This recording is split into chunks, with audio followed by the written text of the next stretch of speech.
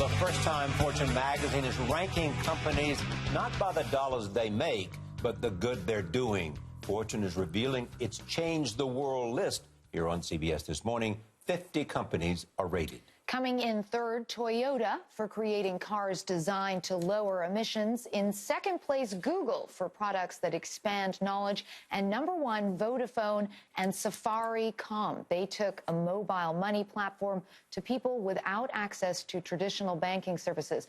Fortune editor Lee Gallagher is here. Lee, good morning. Tell us about this list. Why create it and what are the criteria? Well, we noticed a big shift in terms of, capitalism, which is so under attack these days. Look at Bernie Sanders or Pope Francis rallying people. But if you look at what business has been doing over the past 5-10 years, there has been a shift to what people call conscious capitalism or compassionate capitalism, caring capitalism, whatever it is. Companies are starting to forge ahead and really try to solve the world's problems.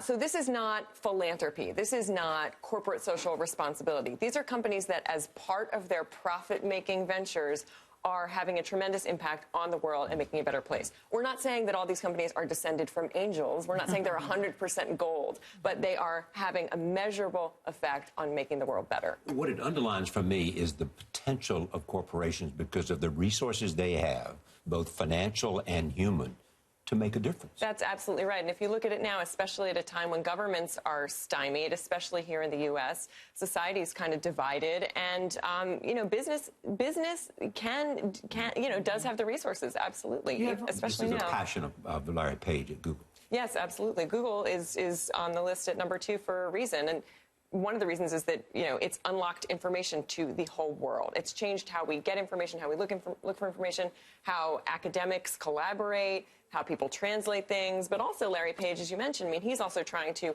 make humans live longer and deliver Wi-Fi to the world with balloons and all these sort of shoot-the-moon things that actually don't make money. And you've had some companies on the list that had kerfluffles lately, like Toyota with their recall, Whole Foods charged with overcharging customers. How did those two make the list? Sure, absolutely. Well, in Toyota's case, Toyota in 1997 introduced the first large-scale hybrid vehicle in the Prius that was designed and planned to help reduce our massive emissions problem. And now it's 40% of the market. So that, for a while it was really the hot car that everyone drove in Hollywood. It really and everywhere. And so that had a measurable impact on the world. Yes, it fumbled with recalls. Yes, it made massive mistakes. But, we looked at the measurable ways in which these companies are doing good. Look at the big picture. Whole Foods? Whole Foods really raised the standard for every grocery store. Whole Foods is not something that everyone in the world can access, and people joke that it's called Whole Paycheck. But they really started a conversation about where your food comes from. They've done a lot with not buying overfished, fish, and really taking care of where their poultry comes from and things like that. And, now they are starting a chain called 365 that's going to be targeted with lower prices. It'll be very interesting to see what that looks like. Okay. But in terms of bringing that conversation to the table, so to speak. Okay. The important thing also is to check those places where they actually want to do good versus those places where it's just for PR. Exactly, yes. The whole list is very interesting. Yes. Thank you, Lee. Thanks for having me. From Lee Gallagher to Patrick Stewart, he's in